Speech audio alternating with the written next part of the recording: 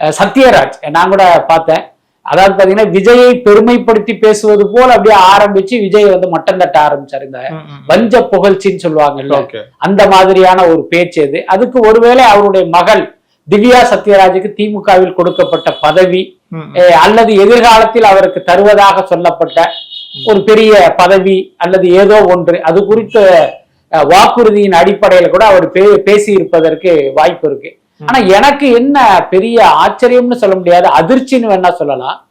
Sathyaraj sir எல்லாம் எனக்கு ரொம்ப நெருக்கமான ஒரு நண்பர். பல வருடங்கள் அவரோட நம்ம வந்து ரொம்ப க்ளோஸா இருந்திருக்கோம். இப்ப அடிக்கடி நம்ம சந்திக்க முடியலை அப்படின்னாலும் சத்யராஜ் சாருடைய கருத்தியல் எல்லாமே நமக்கு அத்துப்படியான ஒரு விஷயம்தான். சுருக்கமா சொல்லணும்னா சத்யராஜ் வந்து ஒரு மிக தீவிரமான எம்ஜிஆர் ரசிகர். அதாவது பாத்தீங்கன்னா உலகத்துல இருக்கிற ஒரு 10 தீவிர எம்ஜிஆர் ரசிகர்களை நீங்க பொறுக்கி எடுத்தீங்கன்னா அதுல சத்யராஜ் ஒருத்தரா இருப்பாரு. அவருக்கு எம்ஜிஆர் தான் ஃபர்ஸ்ட், அதுக்கப்புறம் தான் மத்ததெல்லாம். அப்படிப்பட்டவர். அவரோட நான் பழகிய காலத்துல பாத்தீங்கன்னா அவர் வந்து திமுகவுக்கு எதிரான கொள்கை கொண்டவராக, எண்ணம் கொண்டவராக தான் இருந்திருக்காரு. பல்வேறு விஷயங்கள் திமுகவுக்கு எதிராக, கருணாநிதி ஸ்டாலினுக்கு எதிராக நம்மோட எல்லாம் அவரு பேசியிருக்காரு. அவர் எந்த புள்ளியில் வந்து அவர் திமுக ஆதரவாளரா மாறினார் அப்படிங்கிறது என்னால இந்த நிமிஷம் வரைக்கும் புரிஞ்சுக்க முடியல. என்ன காரணம்னா எம்ஜிஆர் உயிரோடு இருந்த காலகட்டத்துல பாத்தீங்கன்னா எம்ஜிஆருடைய ஒரே எதிரி கருணாநிதி தான்.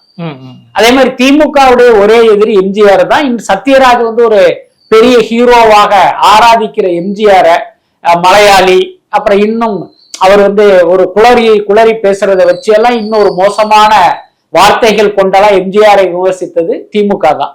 அப்ப சத்யராஜுக்கு வந்து திமுக மீதான கோபம்ங்கிறது கடைசி வரைக்கும் இருக்கணும், அதுதான் நியாயம். ஒரு உண்மையான எம்ஜிஆர் ரசிகருக்கு அப்படிதான் இருக்கும்.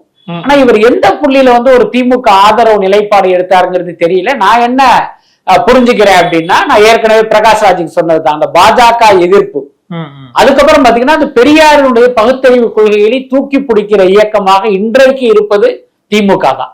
இப்ப அதிமுக எல்லாம் பாத்தீங்கன்னா பெயரளவில் பெரியார் பெயரை யூஸ் பண்ணுவாங்களே தவிர கொள்கை பாத்தீங்கன்னா அவருடைய கொள்கையை ஃபாலோ பண்றதும் கிடையாது, ஒரு உள்ளன் போல அதை நேசிப்பவர்களும் கிடையாது. எல்லாத்துக்கும் மேல இன்றைக்கு அது பாஜகவுடைய அடிமை கட்சி. சோ அந்த அடிப்படையில் பெரியார் கொள்கையை இன்னும் பாத்தீங்கன்னா உயிர் போட வைத்துக் கொண்டிருக்கிற இயக்கங்களில் ஒன்றாக திமுக இருக்கு. அப்படிங்கிற காரணத்தின் அடிப்படையில தான் இவர் திமுக ஆதரவு நிலைப்பாட்டை எடுத்திருப்பாருன்னு நினைக்கிறேன்.